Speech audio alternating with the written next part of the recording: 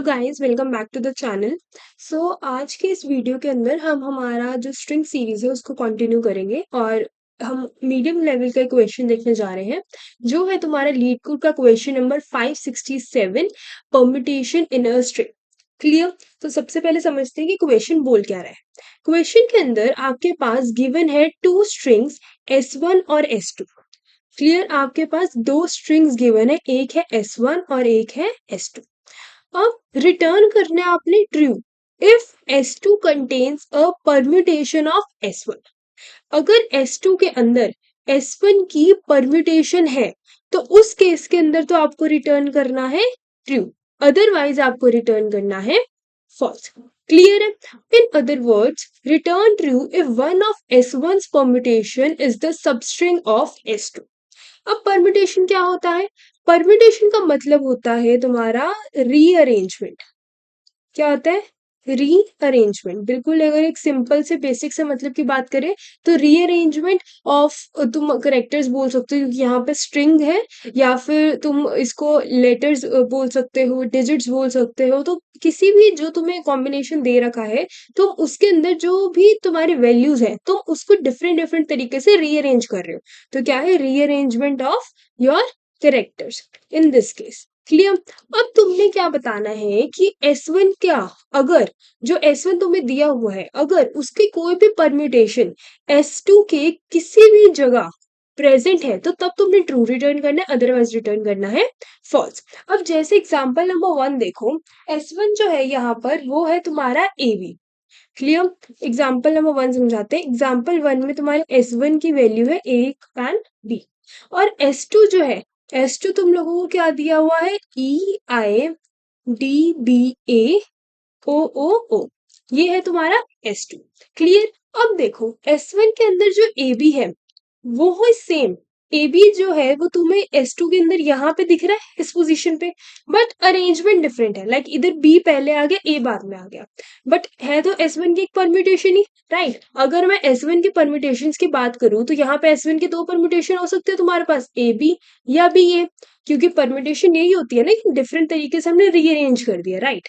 अब डिफरेंट तरीके से इसकी जो रीअरेंजमेंट है S1 की वो S2 के अंदर तुम्हारी प्रेजेंट है, तो इसका मतलब ये तुम्हें रिटर्न करेगा ट्रू। उसी तरीके से अगर अब तुम नेक्स्ट एग्जांपल देखो, नेक्स्ट एग्जांपल में तुम्हारा जो S2 है, अब S2 की वैल्यू जो है इन लोगों ने तुम्हें S2 कन्वर्ट करके क्या दे दिया? EIDBOAOO। अब इसके अंदर जो तुम्हारा AB है वो कैसे प्रेजेंट है? यहाँ बस B है, यहाँ A है, बीच में तुम्हारे पास एक और अल्फाबेट आ गया O। क्लियर? तो पोजीशन जो है उसके अंदर एक करेक्टर और ऐड हो गया, तो ये जो है तुम्हारी रीअरेंजमेंट या ये तुम्हारा परम्यूटेशन का पार्ट नहीं आता S1 के। तो इस कंडीशन में यहाँ तुम्हारे पास रिटर्न होगा फॉल्स, कि S1 की हमारे पास कोई भी रीअरेंजमेंट या कोई भी परम्यूटेशन S2 के अंदर बिलोंग नहीं करता। क्लियर? आई होप क्वेश्चन जो है वो तुम्हें समझ आया हो। क्वेश्चन के जो कॉन्स्ट्रेंट्स हैं उसके अंदर तुम्हारी S1 और S2 की लेंथ है 10⁴ तक, और ये दोनों तुम्हें लोअर केस में दे रखे। अब अगर सबसे पहले हम लोग बात करते हैं यहाँ पे ब्रूट फोर्स के बारे में। क्लियर? किसके बारे में बात करेंगे? सबसे पहले ब्रूट फोर्स के बारे में। अगर ब्रूट फोर्स सोचे हम, तो ब्रूट फोर्स में तुम क्या कर सकते हो? तुम कहोगे कि हम सबसे पहले S1 जो है, S1 के सारे परम्यूटेशंस को निकाल लें। S1 के जितने भी परम्यूटेशंस हैं सारे के सारे परम्यूटेशंस को हम लोग निकाल ले, फिर हर एक परम्यूटेशन को हम चेक कर लेंगे S2 के अंदर। S2 के अंदर क्या कर लेंगे? चेक हमारे हर एक परम्यूटेशन को। अगर तो हमारा परम्यूटेशन S2 के अंदर हुआ तो इसका मतलब हम रिटर्न कर देंगे ट्रू, अदरवाइज रिटर्न कर देंगे फॉल्स। ब्रूट फोर्स तुम्हारी यही कहती है तुम्हें। बट अगर तुम इसमें ध्यान से देखो तो हर एक S1 के लिए, हर एक S1 के लिए अगर तुम परम्यूटेशंस निकालो, सपोज करो तुम्हारे S1 की लेंथ है, S1 की लेंथ तुम्हारे पास गिवन है S, तो अगर मैं यहाँ पे निकालूंगी नंबर ऑफ परम्यूटेशंस, इसके परम्यूटेशंस कितने होंगे, तो उस केस में तुम्हारे पास परम्यूटेशंस आएंगे n फैक्टोरियल के इक्वल। किसके इक्वल आएंगे? n फैक्टोरियल के इक्वल। क्लियर? अब यहाँ पे जो तुम्हारे पास कंस्ट्रेंट्स गिवन है, तुम्हारे पास S1 की जो लेंथ है वो जा सकती है अप टू 10⁴, राइट? 10⁴ तक तुम्हारे S1 की वैल्यू जो है वो जा सकती है, लेंथ जो है वो जा सकती है। अगर तुम इतने बड़े डिजिट की या फिर सॉरी आई मस्ट से कि इतने बड़े स्ट्रिंग की अगर तुम परम्यूटेशंस निकालोगे तो उस टाइम तुम्हारे पास बहुत सारी परम्यूटेशंस जनरेट होंगी। कितना बड़ा इसका तो n फैक्टोरियल होगा, राइट? तो उस केस में सारी कॉम्बिनेशंस और सारी परम्यूटेशंस निकालना पॉसिबल ही नहीं है। और फिर तुम हर परम्यूटेशन को एक एक करके चेक करोगे तो तुम्हारा टाइम बहुत ज्यादा लगेगा। तो इस केस के अंदर तुम्हारे पास जो है ये कोड क्या रिटर्न करके देगा, TLE, टाइम लिमिट एक्सीड्स। यहाँ पे तुम्हारे पास TLE की प्रॉब्लम आएगी। क्लियर? तो इसी वजह से ये जो ब्रूट फोर्स अप्रोच है ना, ये यहाँ पे जाके तुम्हारी फेल हो जाती है। आई होप कि ब्रूट फोर्स अप्रोच क्या है और ये जो क्वेश्चन क्या है तुम्हें पहले ये अच्छे तरीके से क्लियर होगा, राइट? अब हम चलते हैं हमारे ऑप्टिमाइज्ड सॉल्यूशन के ऊपर कि अब इसको और किस तरीके से हम ऑप्टिमाइज करेंगे, क्या सोचा जा सकता है। ऑलराइट, सो अगर अब हम ऑप्टिमाइज्ड अप्रोच की तरफ बात करते हैं तो सबसे पहले तो एक चीज ऑब्जर्व करो तुम, ठीक है? परम्यूटेशन का एग्जैक्ट मतलब क्या होता है? किस चीज का बात कर रही हूँ मैं? बात कर रही हूँ परम्यूटेशंस की, राइट? परम्यूटेशन का एग्जैक्ट मतलब होता क्या है? परम्यूटेशन का मतलब क्या होता है कि जो तुम्हारे करेक्टर्स हैं वो सेम रहेंगे। यानी कि जो तुम्हारे पास तुम्हारे करेक्टर्स गिवन है, करेक्टर्स तो सेम रहेंगे, बस उनकी जो पोजीशन है, करेक्टर की जो पोजीशन है वो डिफरेंट हो सकती है, राइट? करेक्टर सेम रहेंगे और इसमें एक चीज और कह सकते हो कि करेक्टर के साथ साथ उनकी फ्रीक्वेंसी भी सेम रहेगी।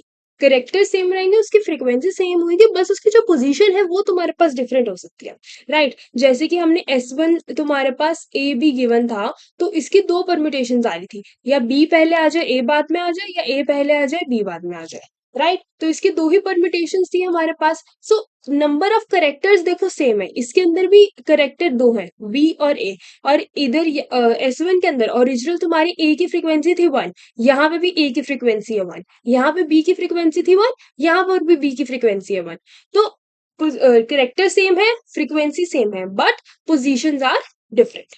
तो अब यहाँ से एक इंपॉर्टेंट ऑब्जर्वेशन तुम देखो, अगर S2 के किसी भी सबस्ट्रिंग में S1 के परम्यूटेशन एग्जिस्ट करती है तो उस सबस्ट्रिंग की जितने भी करेक्टर की फ्रीक्वेंसी है वो एग्जैक्टली हमारे S1 के इक्वल होगी, राइट? और एक बात और यहाँ पे नोटिस करने वाली है कि अगर S1 की लेंथ n है, अगर S1 की जो लेंथ है वो तुम्हारी n के इक्वल है, तो उस केस में जो परम्यूटेशन है उसकी लेंथ भी तुम्हारे पास n होगी। तो इसका मतलब यहाँ से मैं क्या कंक्लूजन निकाल सकती हूँ? यहाँ से मैं कंक्लूजन निकाल सकती हूँ कि S2 के अंदर मेरे को सिर्फ S1 का जो लेंथ है उतनी ही सबस्ट्रिंग्स को चेक करने की जरूरत है, राइट? अब ऐसा तो है नहीं कि मेरी ओरिजिनल S1 की लेंथ ए बी है, सिर्फ दो है S1 की लेंथ, लेकिन जो इसकी परम्यूटेशन है वो 3 लेंथ की बन जाएगी, ऐसा तो नहीं हो सकता, राइट? करेक्टर्स ऑफ फ्रीक्वेंसी तो सेम ही रहेगी। तो अगर मैं S2 के अंदर सिर्फ 2 फ्रीक्वेंसी की, या फिर मैं बोलूं कि सिर्फ 2 लेंथ की सारी की सारी सबस्ट्रिंग्स को चेक कर लूं, तो उसके अंदर फिर मैं उन सबस्ट्रिंग्स के अंदर देख लूंगी कि क्या मेरा जो करेक्टर है उसकी फ्रीक्वेंसी सेम है और करेक्टर्स जो S1 के थे वही है। तो इसका मतलब मेरी जो पोजीशन डिफरेंस है मेरे को मैटर नहीं करता, तो इसका मतलब कि मेरे को मेरी सबस्ट्रिंग्स मिल जाएंगी, राइट? कि S2 के अंदर मेरे को सिर्फ n लेंथ की सबस्ट्रिंग्स को चेक करना है। किसको चेक करना है? n लेंथ की सबस्ट्रिंग्स को। Am I clear?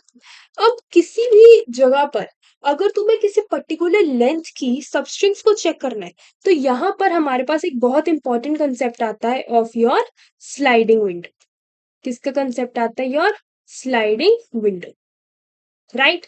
अगर आप लोगों ने पहले स्लाइडिंग विंडो पढ़ा है तो ये चीज आपको स्ट्राइक हो गई होगी अभी तक, राइट? अब जैसे कि तुम्हारे पास यहाँ पे जो S1 था, आई मीन S1 तो ए बी था, अगर S2 की बात करूं मैं, S2 तुम्हारे पास सपोज गिवन था EIABOAAA, राइट? अब इसके अंदर अगर मैं देखूं तो मेरी S1 की लेंथ है AB, S1 है AB, लेंथ है इसकी 2। तो सबसे पहले मैं S2 के अंदर पहले दो करेक्टर्स को चेक कर लूं, E और I। अब E और I मैंने चेक करा, क्या मेरे E और I मेरा A और B के इक्वल है? पहले ये तो करेक्टर्स ही इक्वल नहीं है, तो इसका मतलब कि अब मेरे को ये तो नहीं है मेरी सब स्ट्रिंग के अंदर, तो मेरे को अपनी जो विंडो है वो थोड़ी आगे बढ़ानी पड़ेगी। तो अब मैं इसको छोड़ के, अब मैं मेरी ये सपोज करो ये थी तुम्हारी फर्स्ट विंडो, क्लियर, ये थी तुम्हारी फर्स्ट विंडो। अब फर्स्ट विंडो को छोड़ के अब मैं मेरी सेकेंड विंडो पे जाऊंगी, वो आएगी आई ए। अब आई ए के अंदर चेक करा मैंने, आई ए के अंदर मेरे पास ए है, लेकिन आई तो मेरा एस वन के अंदर नहीं इंक्लूड होता, तो मतलब ये भी मेरी सब स्ट्रिंग नहीं है। तो इसका मतलब अब मैं इसको छोड़ के मेरी नेक्स्ट विंडो पे जाऊंगी, मतलब मैंने अपना स्लाइटली इंडेक्स जो है वो इंक्रीज करा। अब ये हमेशा ध्यान रखो मैं दो दो साइज की ही विंडो ले रही हूँ।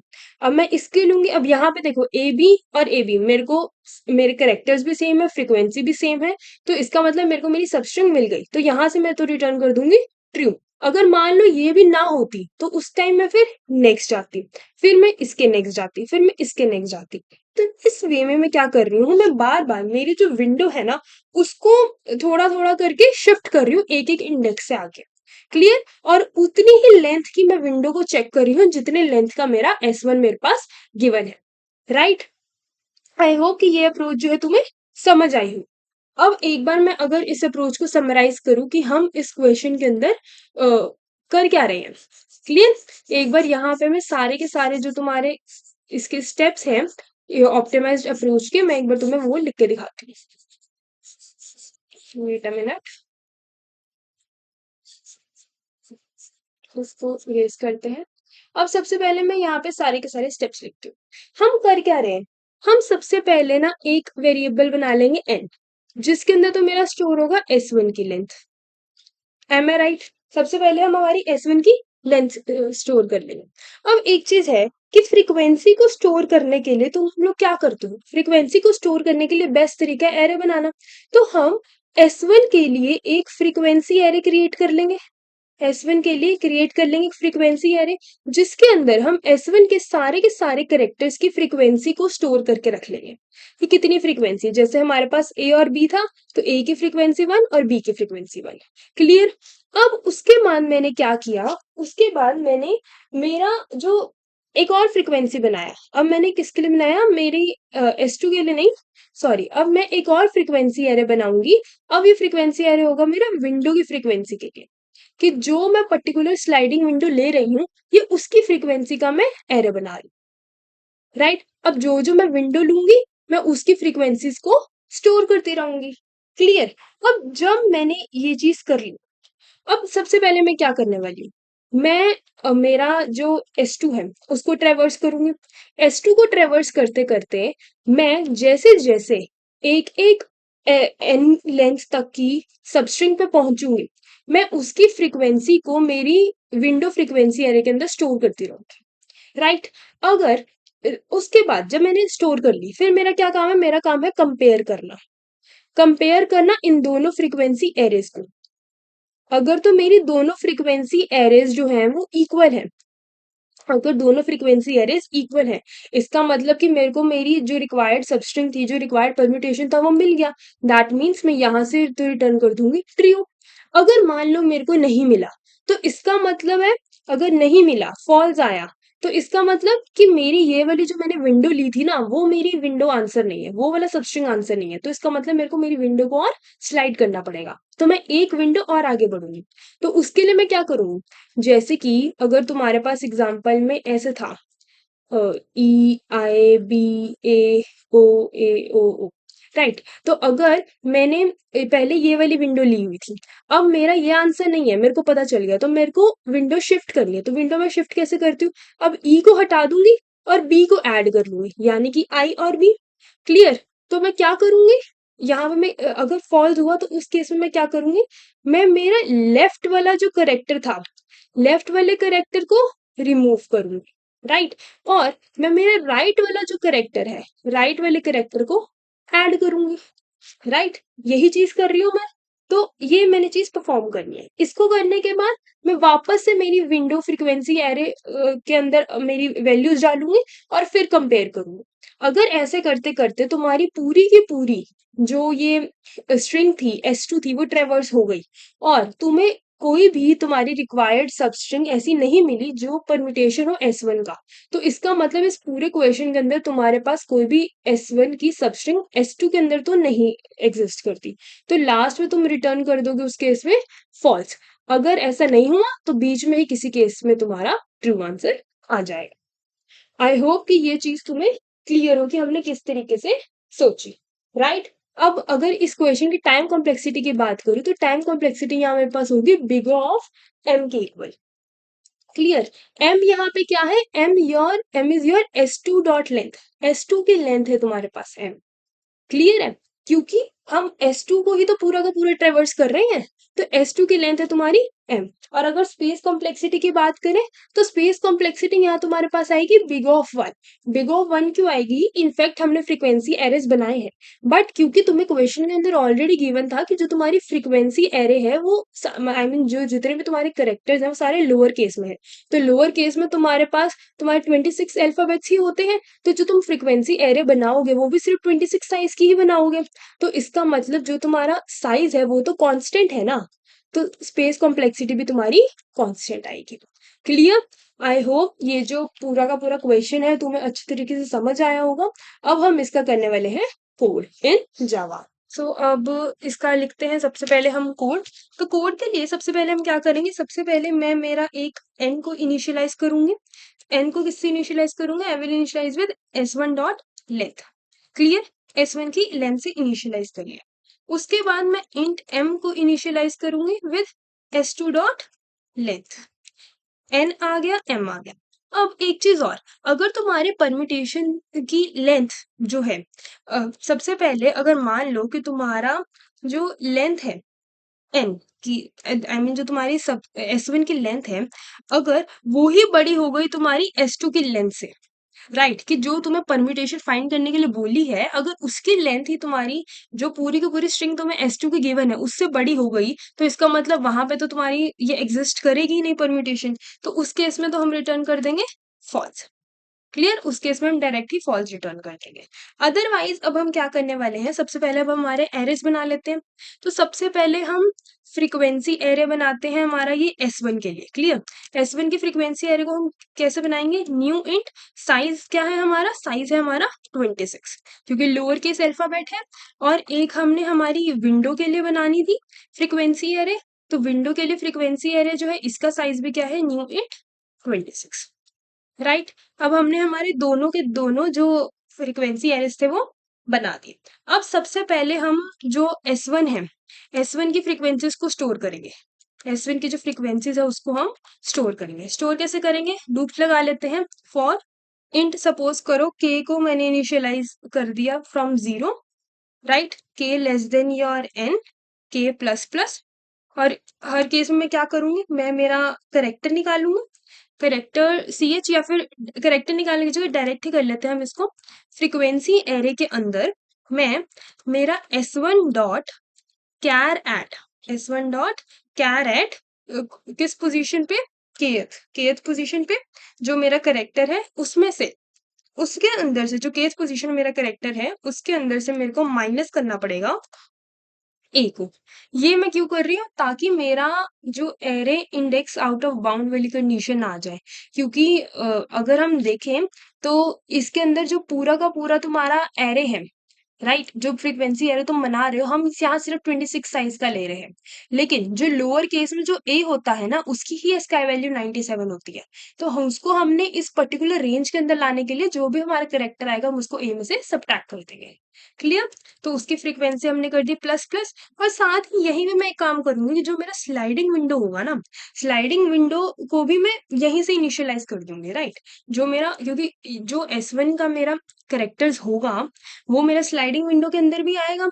तो मैं क्या कर लूंगी, स्लाइडिंग विंडो की जो फ्रीक्वेंसी है मेरी S2 की जो पोजीशन है char at, S2 dot char at के, इसके अंदर से मैं माइनस कर दूंगी मेरे ए को, राइट।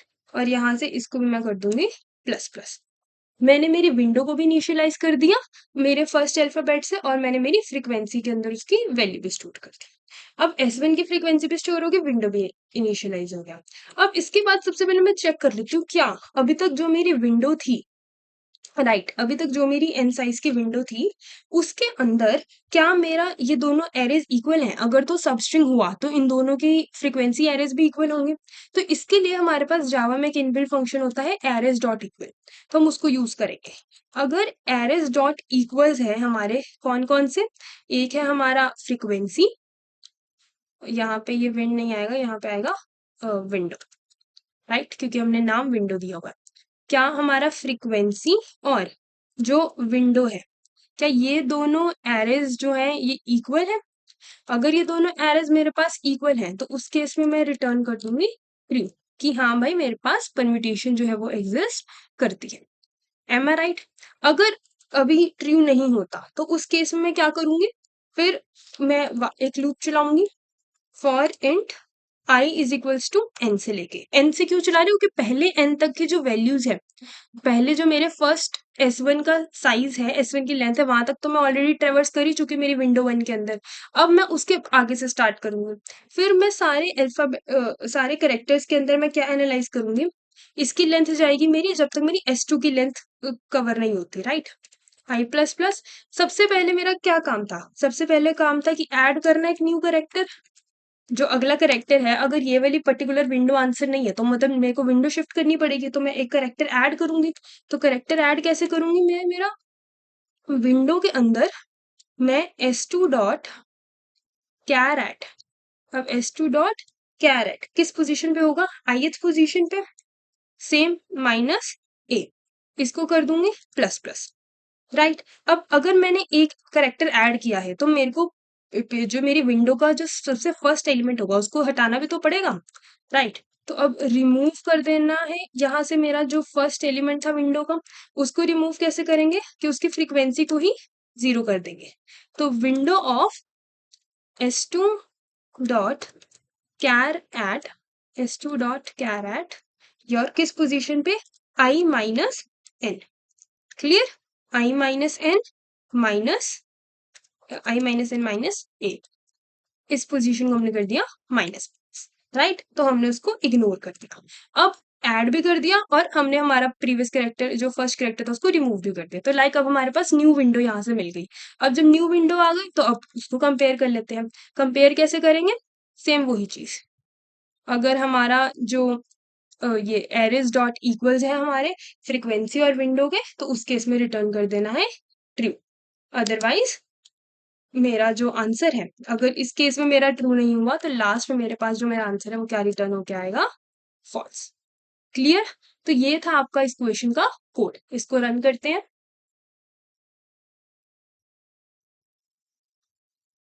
तो आपके टेस्ट केस पास हो चुके हैं, let me submit it also.